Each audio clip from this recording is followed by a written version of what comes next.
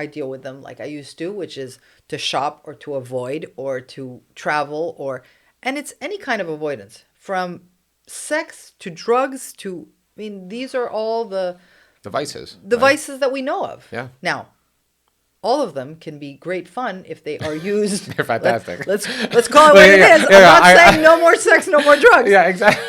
But I'm just saying, let it be for the Yeah. right reasons. Hey, thanks for checking out the show. And if you like it, tell a friend. And if you want to support the show, you can by 1, subscribing and liking our YouTube channel at the DMW Podcast. 2, you can go to our website and sign up to our mailing list at the dmwpodcast.com. And 3, you can follow us on Instagram at the DMW Podcast. Thanks again for all of your support. My name is Stef, and this is the Dead Man Walking Podcast.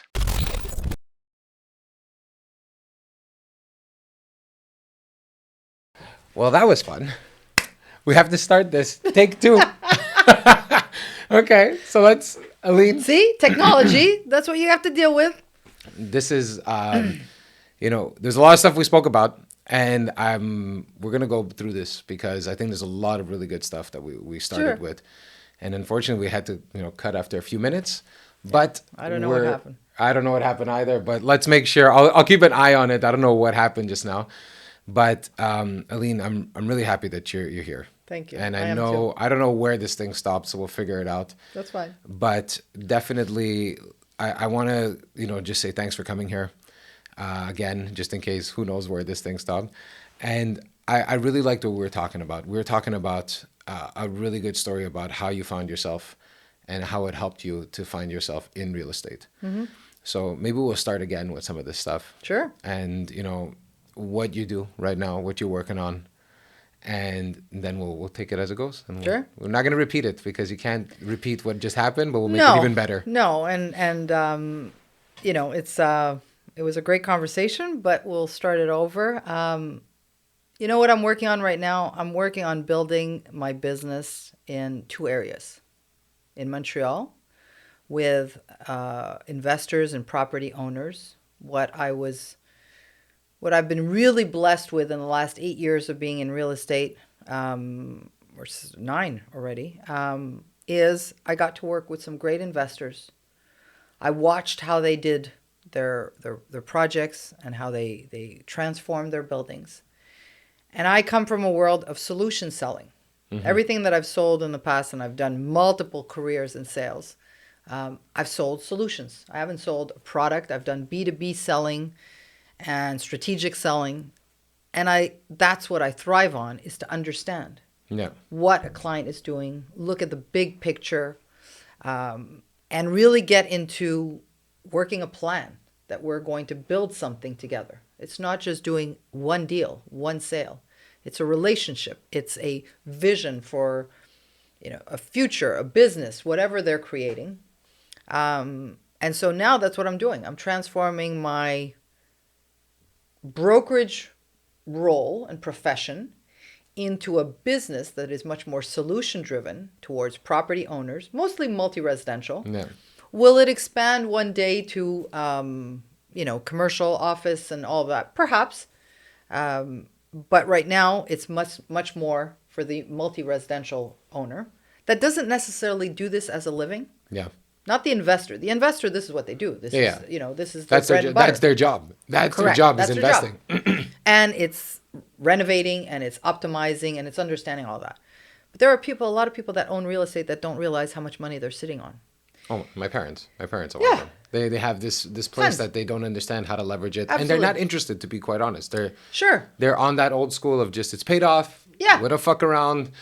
We work really hard during 18% interest rates. Sure. We do not want to fuck with this place, So there's that group, and that's great. But there's another group also. And I know from experience, because I've done a lot of off-market deals. That's how I started, and that's where I put a lot of my energy and attention into prospecting and developing. But also, it became my claim to fame. Yeah. And many owners that have sold buildings to my clients who are professional investors, they were lawyers, doctors. Yeah. Don't have time for this, but they either inherited the building, they bought it, in the 80s, and they collect rent, Yeah. great revenue, thank you very much. But nowadays, with needing to get creative, and this is what I like. This is why I say this becomes strategic selling, understanding, really starting to figure out, okay, what's the game plan and how are we going to get there? Yeah.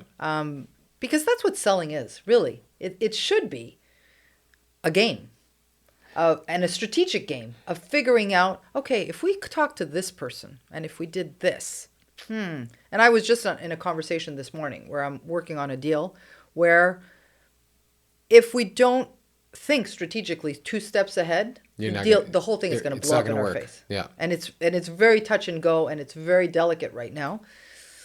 Whereas, some may just say, well, I'm just going to call the vendor. I'm just going to call the buyer. No, hold on. Think about it. Think about it.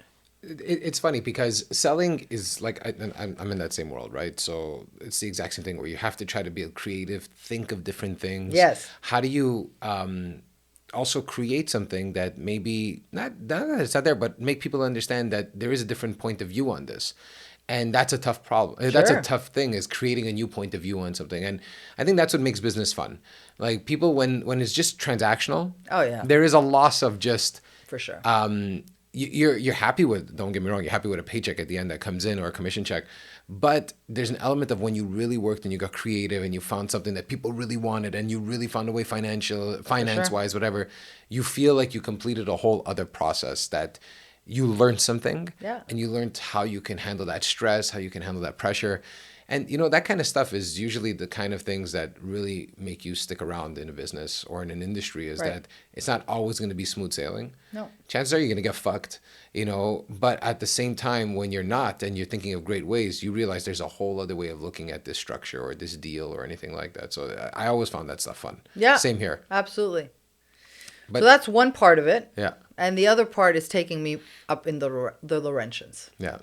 So I rediscovered the Laurentians, and I say rediscovered because we grew up having a cottage. I was fortunate that we had a family member who had a cottage. We would go up on the weekends, ski. And I did that until my early 20s. And then school and life and career and all of that starts happening. So I started going up less. But I was skiing every weekend. And so this I started again about 3 years ago when I could financially re-afford, we'll talk about that, to ski, because skiing is not a cheap sport, and certainly skiing in Tremblant is not as cheap. So I started skiing again. I had friends up there, and I started skiing in Tremblant, and that brought me back to the Laurentians, which I adore because it gives me the opportunity to connect business with nature. Yeah. I was up on Tuesday for a photo shoot, a great new project that we're launching up north for investors, condos, for revenue property and all of that. And I was able to get there an hour earlier because I planned it before my photographer and before the photo shoot, so that I can get on the bike. Yeah. And it's beautiful weather. It's the fall colors. The Petit Train du Nord is full of leaves. It's beautiful. And my bike's been in the car for a month, just until I can't take it out anywhere anymore. And I go, okay, now it's really time to store it. Yeah. But that way I can just hop on the bike wherever I am. And I make a point of doing that. In the winter, it's skiing. So I'll have visits or deals and work to do up north. And then I'll make sure that I get a few runs at the same time. Well, that's fun, because, I remember when we spoke also prior to today, you were talking to me about the importance of finding, that time for you. Yeah. And making sure that you have that time for yourself. And it seems like that's something that became really important for you. So I'm just curious to know, why has that become so important to you now? It's funny you say that, because yesterday I was with a great developer, very, very successful, a bit younger. And I don't know if that has an impact, because I know that as I get older, there are certain things, and it's normal. I mean, your grandmother has the wisdom that we don't have, right? It is what it is. And the one thing that I am realizing is that the more I slow down to take care of myself, to do certain things, of taking time for myself, the faster I get things done, and the faster the rest of the business gets done and other things get done. Now, this is counterintuitive. Why? Because most people think you need to work hard and you need to put in more time and you need to put in more hours, and that's how things are going to get done. That's also how we're conditioned. That's how society pumps us and pushes us. But that's not really how, if you want to call it, the universe works. Yeah. And those are things that I didn't learn in my 20s. I didn't learn in my 30s. I wasn't around people who talked that language. Now, this language is much more prevalent. First of all, we have access to it much more. Yeah. I did not have access to social media, to the internet, to all of these things that today, kids at 25 are learning about all of this, that if you weren't either in the right peer group or you weren't in the right school or your parents weren't a little bit, woohoo, talking this language, where were you going to get this from? Yeah, there wasn't many people talking in the 90s about, taking time for yourself.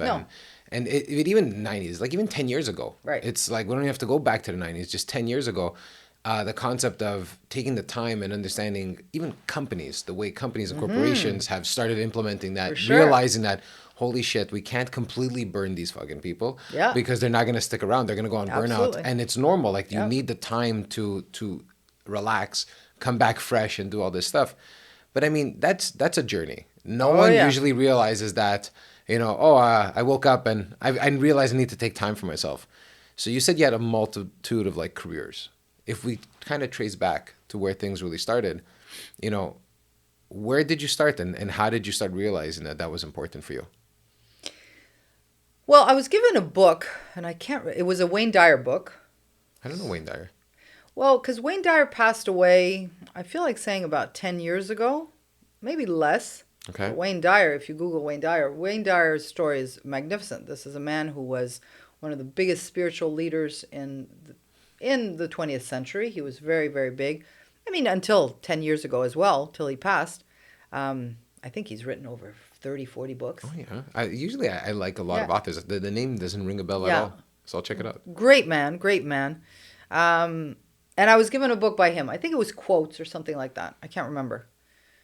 And I was in my early 30s. Okay, I was at Rogers. I started listening to Tony Robbins.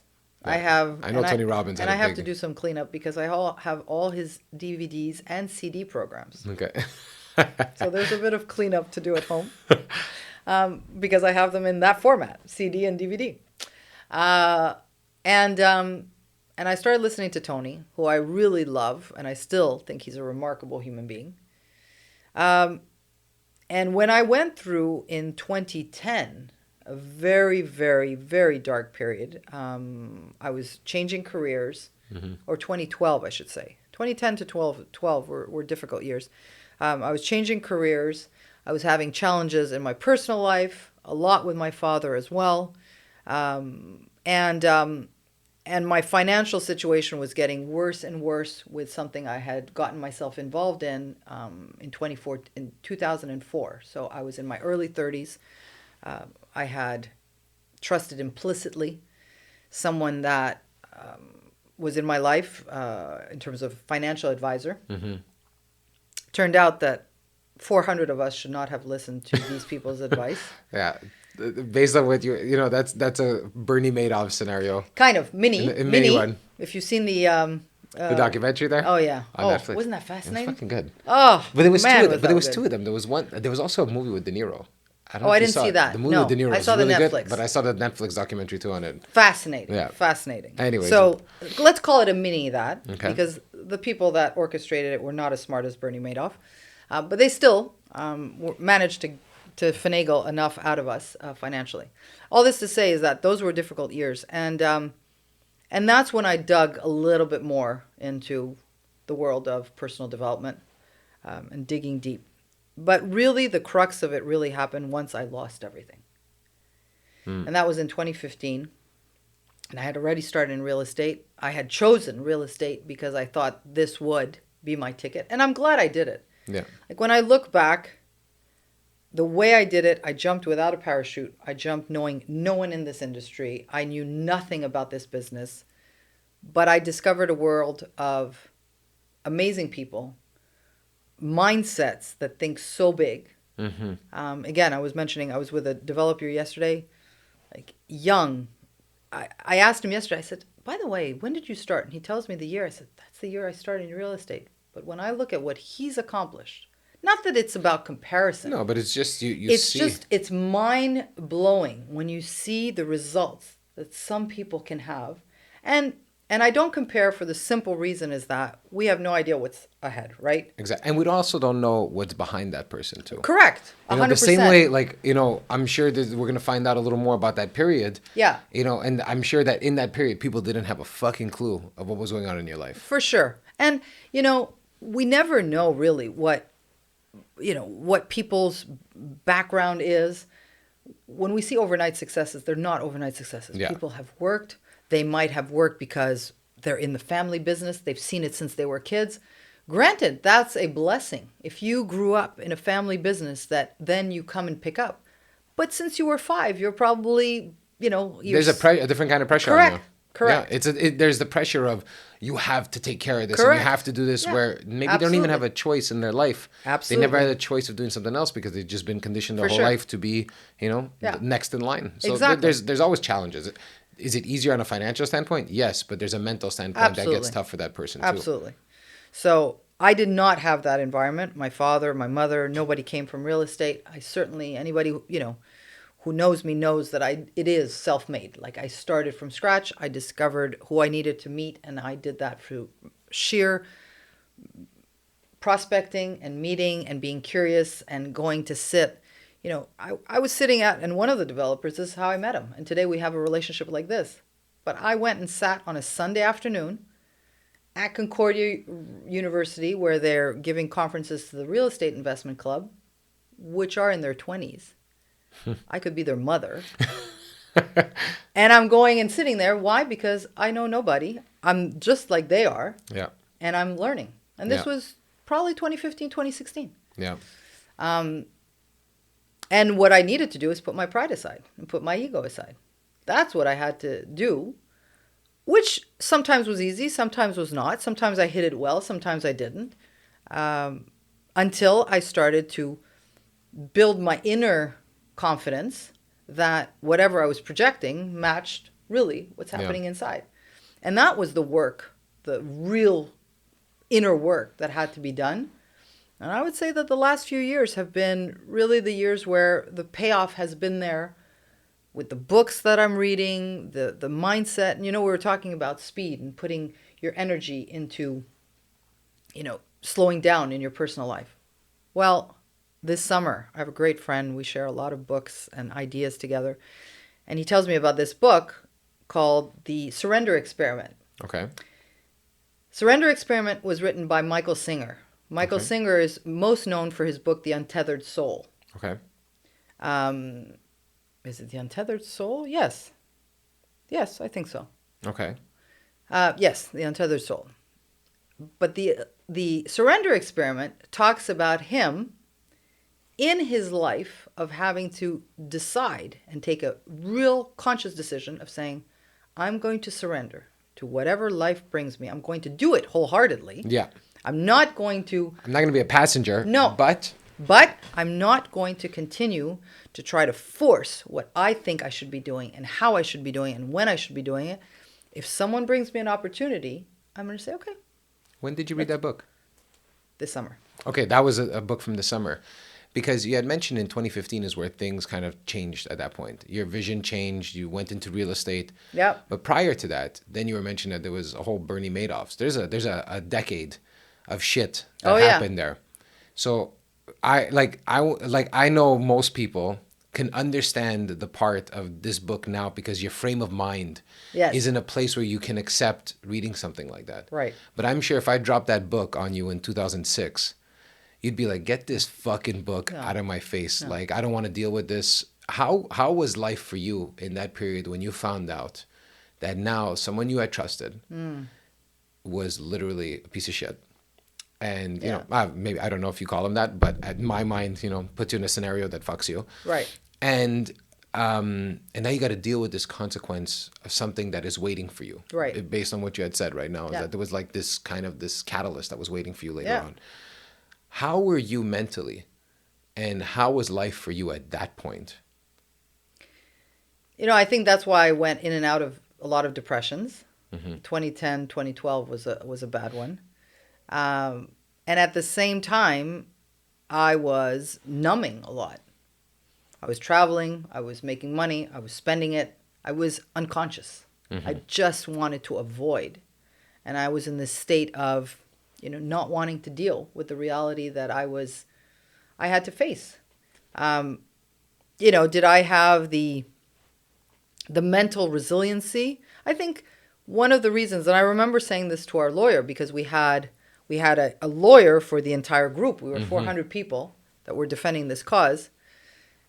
And I remember saying to the lawyer, this is teaching me something that is going to save me millions of dollars one day. It's crazy. When you lose money is when you learn how you'll never get fucked that same way ever again.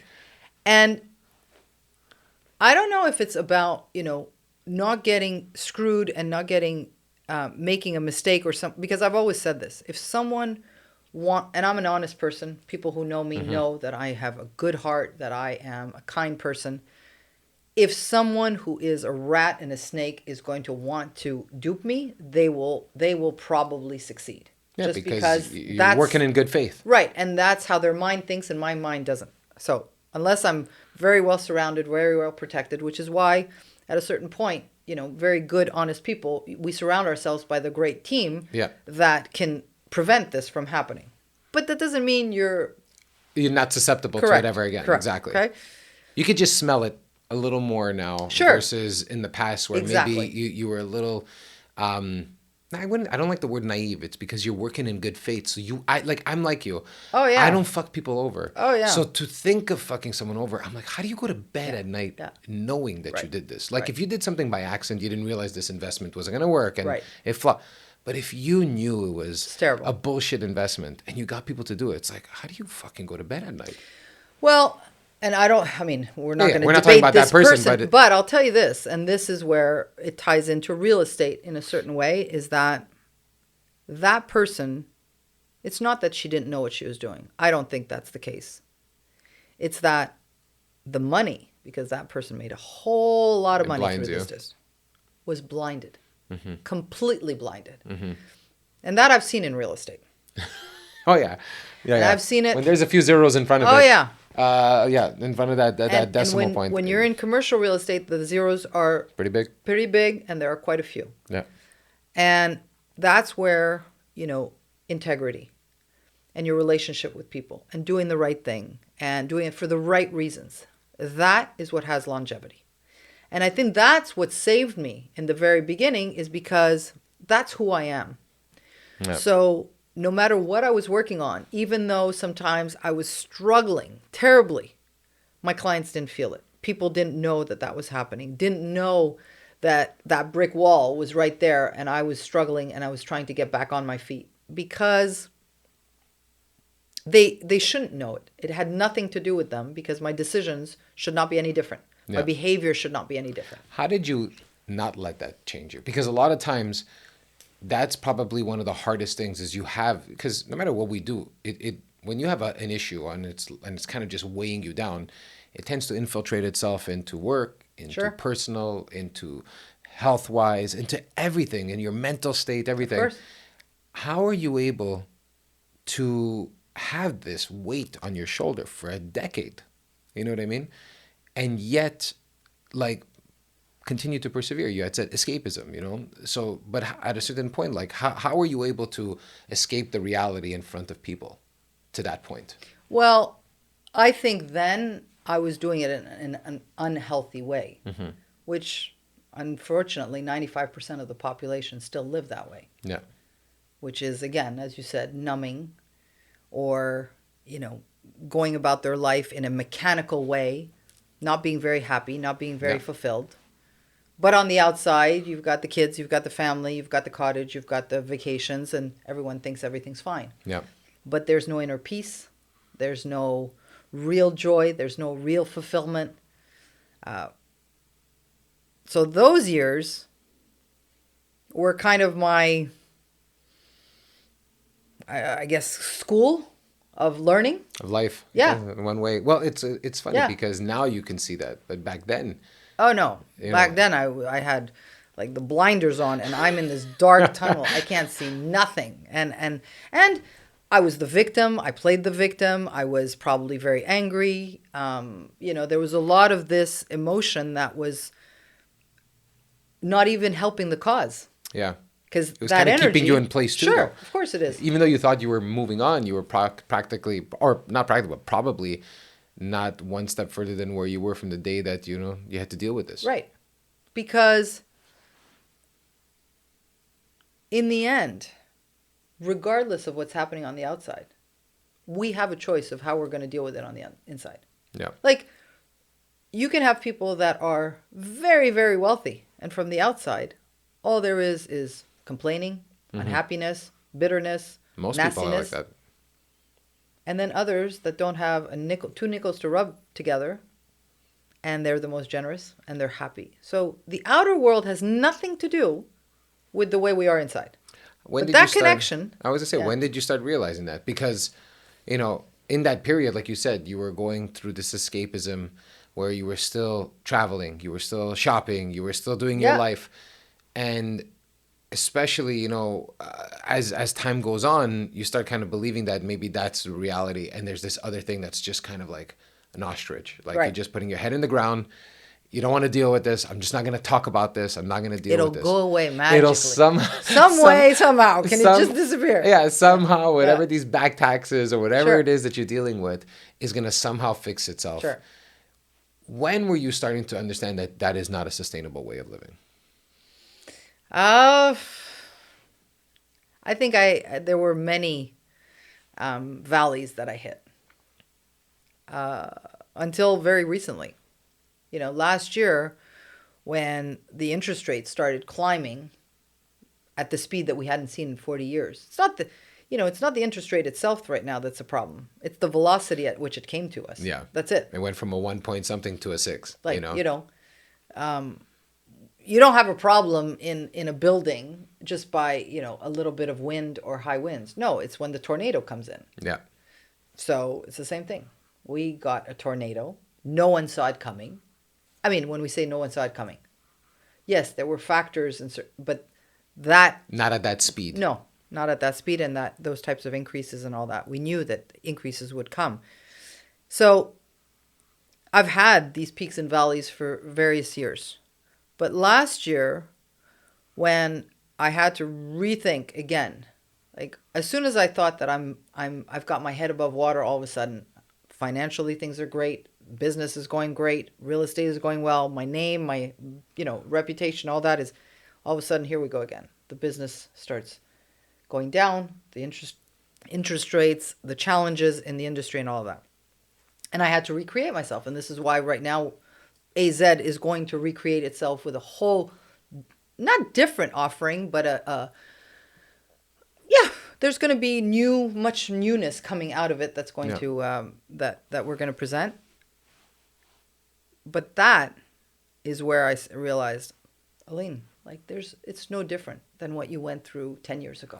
But would you say that now when you say it's no different, but I think there's something that's very different. If you would ask yourself 10 years ago, you didn't look at the scenario, the problem. You kind of said, fuck this, I'm just going to keep doing my own correct. thing. So something's changed. So now these valleys... I've changed, exactly. but the situation hasn't changed. Exactly. Meaning I have a challenge in front of me. There is, I need to... Because there are a lot of brokers that went out and got jobs. There are a lot of people that said, I can't live... Like right now, I cannot live off of... And for me, that wasn't an option. Even though, is it a reality that our business and my business is not as strong as it was 2 years ago? Perhaps. But that doesn't mean that I don't have the resources and the tools to recreate myself, recreate the business, build something fantastic from it. I've done it before. And that's what's changed, is that from the inside, I know that not only can I do this, but I'm going to do it differently. I'm not going to do it all stressed out. I'm not going to do it in fear. I'm not going to do it with worry. I'm not going to do it with... I mean, anybody who you would talk to these days, they say, my God, you've got energy. You're in the best mood. While others, you can talk to them and they're doom and gloom because there's a lot. Deals are not easy. We're spending double the energy to close the same amount of deals, if it's not triple the energy. that's not the attitude that I've chosen. I've chosen to take the complete opposite attitude, that everything is even more fabulous and even more fantastic. And that was not who I was. I was about to say that. And if it was because I was numb. Yeah. Numb from, again, shopping, going out, traveling, forgetting, putting my head in the sand, and trying to avoid reality. So, okay, now you have a way, because what I've learned over time too is not that shit isn't going to hit the fan. It's that when it does, I just don't want it to last as long as it used to. Okay. Like mentally, because I know that a big part of this is that it's my mind that's going to make the decision as to whether or not it's going to be terrible for 6 months or it's going to be terrible for 6 weeks. Right. So I've understood the power that my mind can play as an ally or as an enemy Of to course. everything that I do. Oh, yeah. Because then it infiltrates everything, like I was saying earlier, in your job, in your relationships, your family, your everything. Right.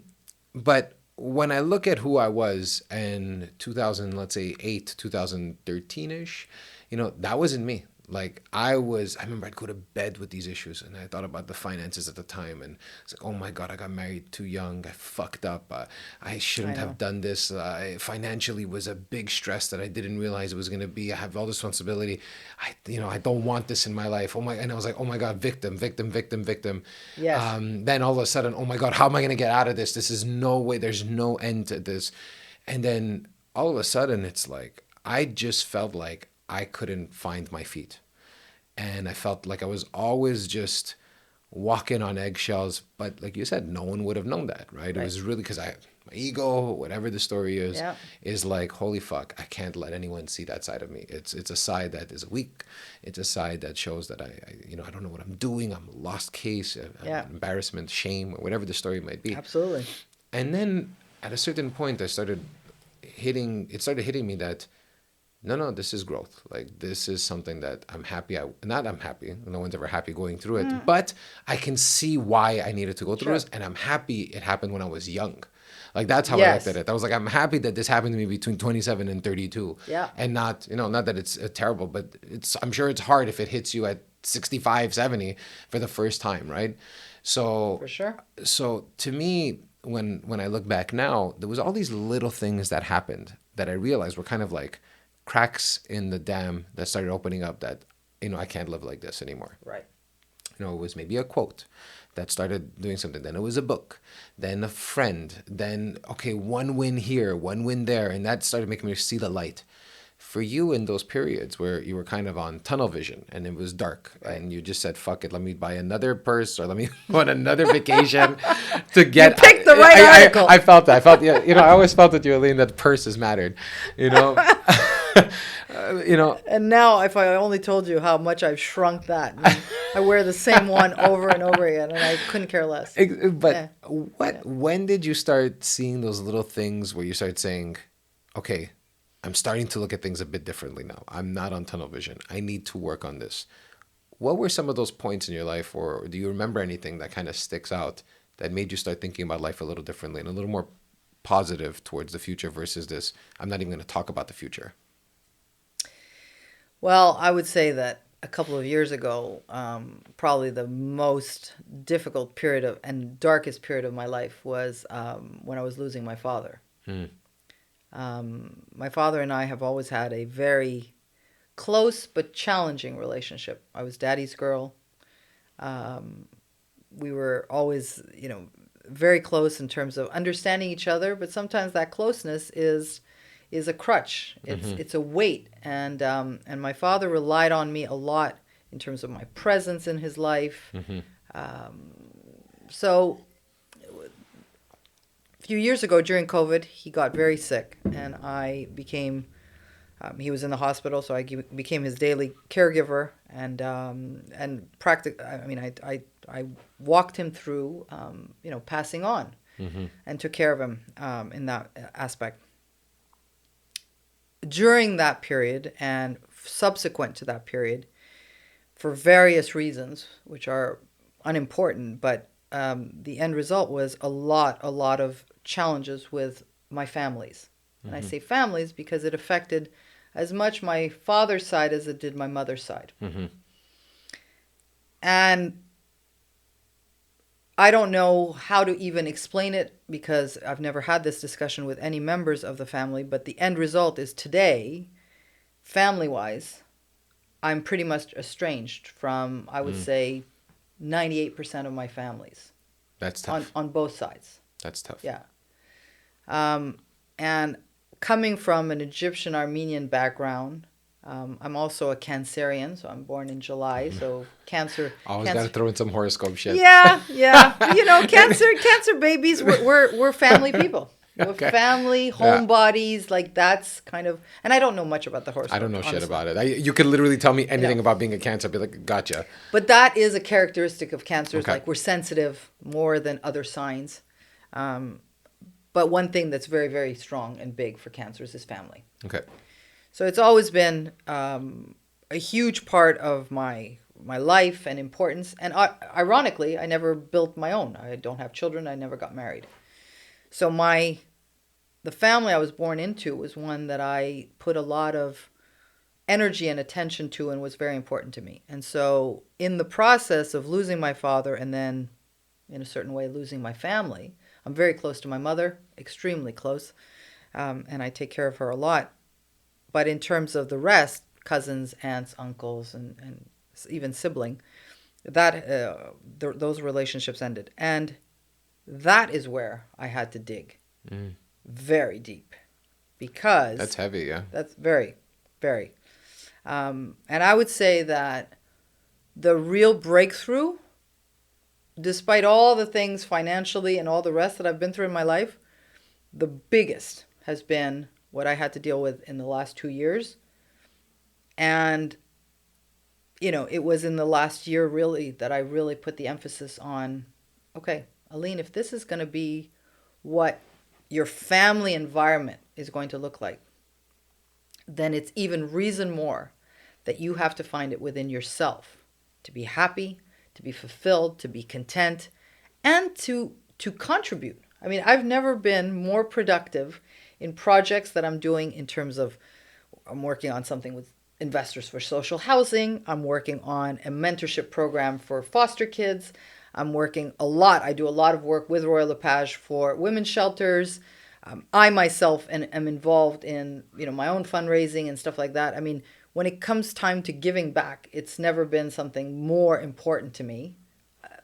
I mean, my business right now is really my vehicle to one day create really the project that I want to create, which is a foundation for youth in the future. But that's another podcast. But all this to say is that it's through, quote unquote, say, losing my family that I was able to really spend a lot of time focusing on my inner strength. Yeah. So that most likely this is what it had to come to, so that I start putting energy towards something that's going to benefit. Like I said, I'm working a lot with foster kids. It's something near and dear to my heart. It really, when I started to understand their world and their environment, you know, these are kids that are born in an environment they didn't ask for, the conditions they're born into. Yeah. And yet they have to deal with a lot of challenges, whether it's emotional, physical, financial, all of that. And that kind of speaks to me. Maybe because I don't have kids of my own, maybe because, you know, my own family struggles and it allows me to have more compassion for what they're going through. I don't know. But I would say that was without a doubt probably, I mean, I can't even begin to describe you dark days when you realize that, wait a minute, like family-wise, there's no one around. Wow. No one. But today, you know, I've found a way to forgive and to move forward and to be, you know, very, very fulfilled with the rest of my life. And the more I focus on that, the more doors are opening, things are happening.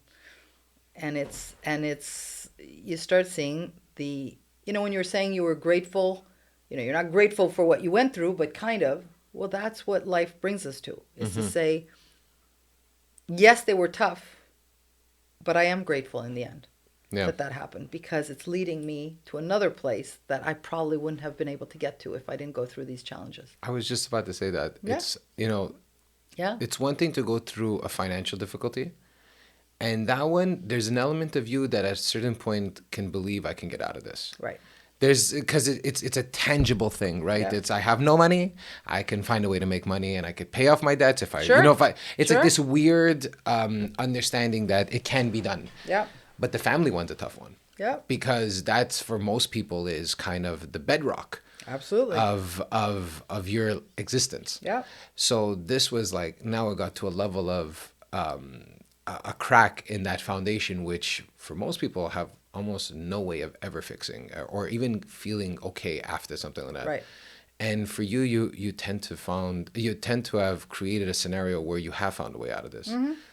What did you like outside of the things that like you were saying, the foundation stuff, which is amazing, by the way, like the stuff that you're talking about. That's why I didn't want to interrupt. I was like, let her go on. Thank you. I want Yeah. to hear exactly what was going on, and it's so cool. But how did you start that in the first place when things were kind of so heavy when it came to the family, right? Like a lot of times, when you're going through the shits, you're not thinking of giving back, or you're not thinking of doing something, What happened for you to say maybe there's something more that I can do, and that's going to help me kind of get over this Right. this lump or this kind of this valley?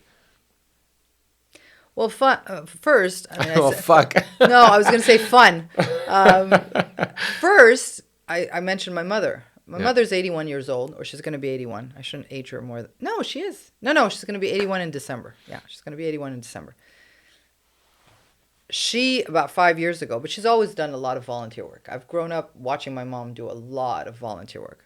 But 5 years ago, she really kicked it up a notch, and she helps in the area that we live. She puts ads in the paper, and then people who are moving or who are estate sales and all the rest, they will donate furniture, and then she connects them to refugees that have just arrived. Wow. And then she will coordinate the move. She works with the Rotary Club. They have a truck. They go deliver, and she coordinates this. She's probably doing 2 or 3 moves a week. Holy shit! And she's 81. She's 80. 80, She doesn't 80, touch 80 to Yeah. 81. She doesn't touch the furniture. I make sure Yeah. that when the guys, I see them I in the hope so. elevators and I see them in the building, I say, you don't let her touch anything, please. And she doesn't most of the time. But she's a feisty woman. And I saw her go through some really, really tough times because certain family issues have trickled into her life as well. And she doubled down on giving back. And she really doubled down because it became her escape. Mm-hmm. Now, she's 81. She still works, actually. She's a translator and she still works. But obviously, she's got more time on her hands than I do. So she doubled down on the giving back. And it became her, her way to escape and pass time and not think of everything else that was really Going on. And I really, really wholeheartedly believe that when we focus on others, our problems start becoming much smaller. We don't see them. We don't spend as much time focusing on them. Now, that doesn't mean that I didn't spend dark days by myself, pitying and crying and questioning and feeling sorry for myself. There was plenty of that. But once I realized that, one, that's not leading me anywhere. Yeah. It's not. What's the advantage of doing this? And it's painful. Yeah. It's really not a fun way of going about the problem. Yeah. So once I got tired of that discomfort and didn't want to really deal with this, but at some point, whatever emotions we have, they have to be expressed some way. They have to come out. So if they don't come out through a healthy way of managing and coping with them, then I deal with them like I used to, which is to shop or to avoid or to travel and it's any kind of avoidance, from sex to drugs to, these are all the vices. vices that we know of. Yeah. Now, all of them can be great fun if they are used. They're fantastic. Let's call it what it is. I'm not saying no more sex, no more drugs. Yeah, exactly. But I'm just saying, let it be for the Yeah. right reasons, in the right format, all of that. But when it is really to numb and to escape, that's when we know that there's toxicity and there's something wrong there. I always know something's wrong because I like to smoke weed. Right, that's something that I do. Great, it's legal now, so I can no, say no guilt anymore. Yeah. I never really had, Yeah, but at least yeah. now I could do it in front of my mom. Exactly. But it was, I think of my life, and whenever I think of a period where, let's say I smoked too much or anything like that, I always kind of knew, like when I look back now, it's because I wasn't in the right frame of mind, and I was using it as an escape. Sure. And at the beginning, when you use it, you're like, oh, that laugh I needed that laugh. You know, it was good. Like I smoked, I had a buddy over and we laughed, or we watched something and we just laughed and so you're like, you start associating that, okay, this makes me feel good. Right. But then there comes the point where it stops making you feel good and you actually feel like shit every time you do it. Right. And that's when I started noticing now that whenever I'm doing anything and it made me feel good, so it could be anything, like it could be weed. You go out for drinks and you're going out for drinks more than you used to, or whatever the story is, or you're not sleeping well, or you're eating like food like shit. And it's fun to have McDonald's. I love McDonald's. But if I'm having McDonald's 3 days in a row right now, something's wrong. Yeah. I know something's wrong, and I need to address it, because if I don't, it's just gonna go down and get worse, and I'm gonna eat more like shit, and then I'm gonna probably smoke a little more, and then I'm gonna not sleep well, and then I'm gonna be tired the next day, and then my brain is not ready for it, or whatever the story may be. But it's so hard. Like I remember it used to be so hard to stop that train from leaving the station. Right. Like it would take months, and then all of a sudden you're like, oh, this breaking point. Whereas now my goal is, I know I'm gonna be there again. It's not a question that it's never gonna happen again. Sure. But I just want it to last really short now. Like I don't want it to last too long. I mean, and I found what helped me is a lot of like the past situations and recognizing, that book and remembering those books that helped me through that thing. Right. Or talking to friends about it and being more open that I'm not doing well right now. Like I need to just take some time for myself to maybe disconnect. And now my goal in life is not to say that I hope this never happens again. I hope I never feel like this again. I'm more like, when I feel like this, remember this, because that helps you get out of it. So on your side, you went through that financial period of your life that was super difficult. Yeah. You got out of it. You found real estate that helped you kind of get out of that. You realized, I was an imposter. I don't want to be an imposter anymore. I had all these things on my shoulder, and I found a way to get out of this. And now a new challenge came up on a completely different level, which was the family side. Sure. And now you're finding a way out of it, in a positive way. If someone were to ask you now that you would look back since 2004 to almost 20 years now, let's say. Yeah. What are some of the biggest lessons that you've learned about yourself?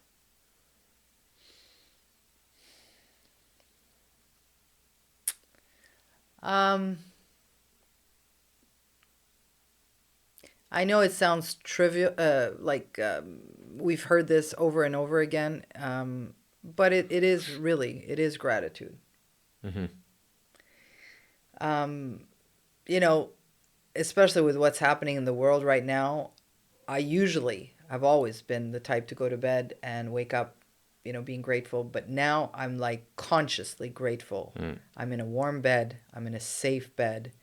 I'm in a comfortable bed. I'm just talking about the cocoon of just being in bed at that moment when I'm in bed and I'm waking up. I don't need to think about everything else. But just that, how many millions of people do not have this right now? I know. Could be a billion, if not more, that don't have that. Not even close to that. Like that, it's so basic, and it's not even close. Right. No. That notion of gratitude and just accepting things as they are, and also knowing that we're going to be fine. Like, people are going to listen to this and go, oh my, I lost 2 businesses. God forbid they lost maybe someone close to them as a human being. They might have had struggles. They had to leave a country. Like, my story is not more dramatic than somebody else's.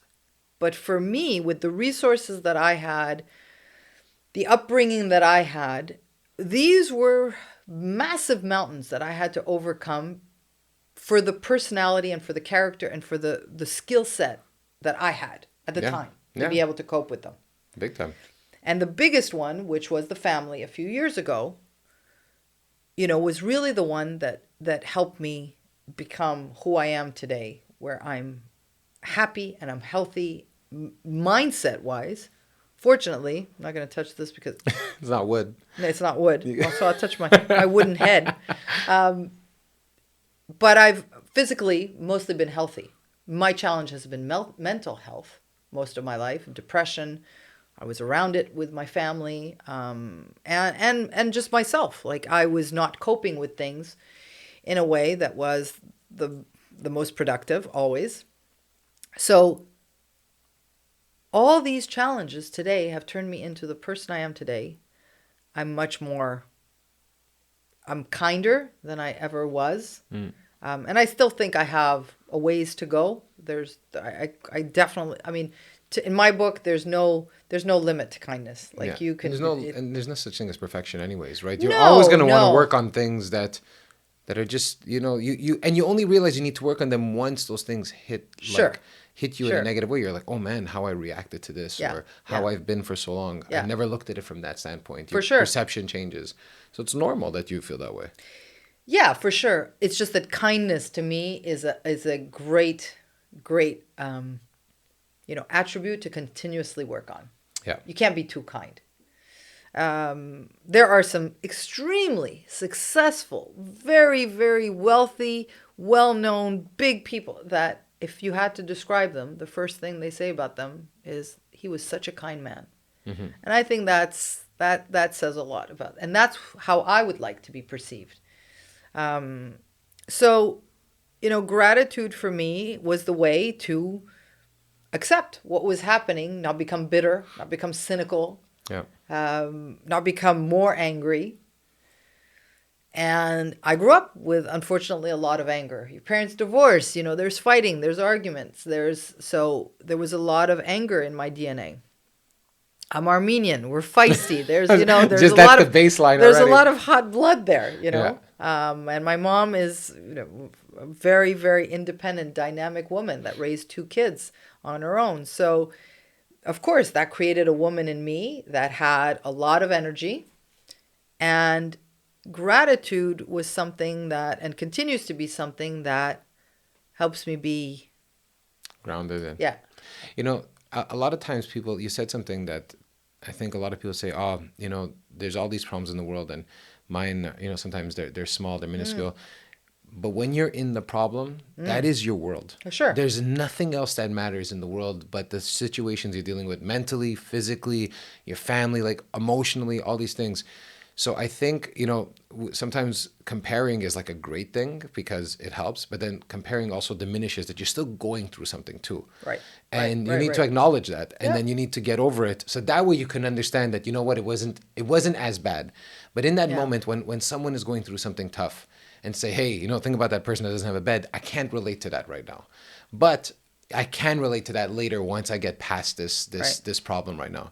So I think, Aline, like before fucking I was again, but is technology working? Technology's on good? our side. We're good. Okay. But I just wanted to say, I remember when we met in the real estate investment class. Yeah. And I remember from the beginning we got along. I think from the first class, and your energy was so contagious. It was the same, on your end. Like we were talking, and we had so many great conversations in the class, outside of the class. Yeah. You, me, Mo as well. Yeah. I miss Mo. It's been a long time. Come since for breakfast. We're having breakfast on Tuesday. Okay, if I'm in town, I'm coming. Okay. And it, I remember in that moment when we met, I said, I like her. There's something nice. There's something good about her. Thank you. And there was something that was honest and real and special. And so I remember as we got to know each other and I started hearing a little more, and I always got these little like snippets of the story behind Aline, and now kind of getting a much better idea in two, three takes. Yeah. You're going to do good editing. You'll figure it out with the editing. Chris has got to figure out this shit on editing. I don't know how we're going to make this happen, but you will. It was really fun having you on. Thank you. And I'm really looking forward to hopefully in the future having you back, hearing how things are developing on all those other fronts from a business standpoint, but from all that great stuff you're doing with the foundations, with the kids. And I think it's so nice. I think it's really awesome that you're doing that stuff. And, I'm really happy we met, and I'm happy we did this together. And I'm happy that it wasn't all about real estate, to be honest. You're right. And I'm 100%. Happy that we got a little more about you, because I know you're a successful real estate agent. And anyone that's going to type up your name is going to know that. But I don't think they know how special you are behind that. You're going to make me cry. You can't do Good. this on I'm going to do camera. it. I'm doing it. I'm going to keep going. You can't do an Oprah moment. And so I just wanted to say, thank honestly, thank you for sharing your story. Thank you. I think a lot of people are going to resonate with, one, the financial stuff. A lot of people are going through some hard times. Yeah. So I think they can finally see that there is a way out of it, even when you feel like you're going to hit a wall. Two, the family stuff that a lot of people go through when special ones are on their way out and passing away, and it causes a lot of stress. And I think a lot of people can resonate with that. Yeah. And three, from a business perspective of someone that found a way to make something out of themselves and create something that they really want. So again, I know there was a long little monologue there at the end, but thank you. And I'm really happy you came here today. I feel very privileged to know you. I have, honestly, from the day we met, like, you brought an energy, I don't think you realize it, but you brought an energy to that course and that group that was like, yeah. So you have a baby now, so you're not as available, but the invitation for breakfast, dinner, drinks is open all the time. Awesome. And I'm going to come to as many as I possibly can. Good. Thank you. Aline, that's it. It was great. Thank you. Thank you so much. You're so good at what you do. You're really good at what you do. Hey, thanks for checking out the show. It's been awesome working on this project. And if you like it, tell a friend. And if you want to support the show, you can by one, subscribing and liking our YouTube channel at the DMW Podcast. Two, you can go to our website and sign up to our mailing list at the dmwpodcast.com. And three, you can follow us on Instagram at the DMW Podcast. Thanks again for all of your support. My name is Stef, and this is the Dead Man Walking Podcast.